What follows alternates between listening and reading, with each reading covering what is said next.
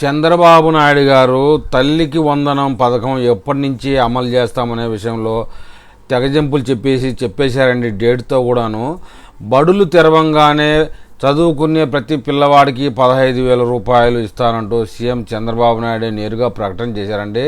పాఠశాలలు తెరిచేలోగా తల్లికి వందనం నగదును దానికి సంబంధించిన వారికి అందజేస్తామని సీఎం చంద్రబాబు చెప్పారు. మే నెలలో ఈ ప్రక్రియ ప్రారంభిస్తామని, ఇంట్లో ఎంతమంది చదువుకునే పిల్లలు ఉంటే అంతమందికి ఒక్కొక్కరికి 15,000 ఇస్తామని తెలిపారండి. అధికారులైతే దర్పాన్ని ప్రదర్శించడం కాదు, ప్రజలకు ఆమోదయోగ్యంగా పనిచేయాలని సీఎం చంద్రబాబు నాయుడు సూచించారు. ఒక్కో నాయకుడి పాలన ఒక్కోలా ఉంటుందని, కొందరు అభివృద్ధి చేస్తే మరికొందరు నాశనం చేస్తారని అన్నారు. రాష్ట్రాన్ని పునర్నిర్మిస్తామని ప్రజలకు హామీ ఇచ్చామని గుర్తు చేశారు. ప్రస్తుతానికి వెంటిలేటర్పై ఉండే ఆర్థిక పరిస్థితిని రాష్ట్రాన్ని కేంద్ర ప్రభుత్వ సహాయంతో ఇప్పుడిప్పుడే బయటకు తీస్తున్నాం.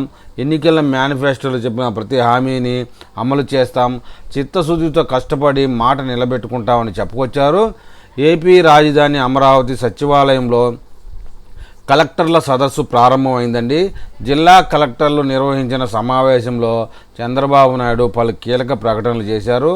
అందులో భాగంగా ఏపీలోని నిరుద్యోగులకు శుభవార్త చెప్పారు. ఏప్రిల్ మొదటి వారంలో మెగా డిఎస్సి నోటిఫికేషన్ ఇవ్వనున్నట్లుగా ప్రకటించారు. పాఠశాలల ప్రారంభం నాటికి పోస్టింగ్లు ఇవ్వాలని ఆదేశాలు జారీ చేశారు. అదేవిధంగా మే నెల నుంచి తల్లికి వందనం పథకం అమలు చేస్తామని ముఖ్యమంత్రి చంద్రబాబు నాయుడు నేరుగా చెప్పారండి. ఎందుకంటే ఈ తల్లికి వందనం పథకం విషయంలో చాలా రోజుల నుంచి నాన్పుడు ద్వారంలో ఉన్నట్టు ప్రతిపక్షం అయితే ఒకటే విధంగా సోషల్ మీడియాలో షటైర్లు వేస్తుందండి. కాబట్టి డేట్తో కూడా చెప్పేశాడు, మే నెలలో తల్లికి వందనం పథకం అమలు జరిగి తీరుతుంది అని చంద్రబాబు నాయుడు డైరెక్ట్గా చెప్పేశారండి.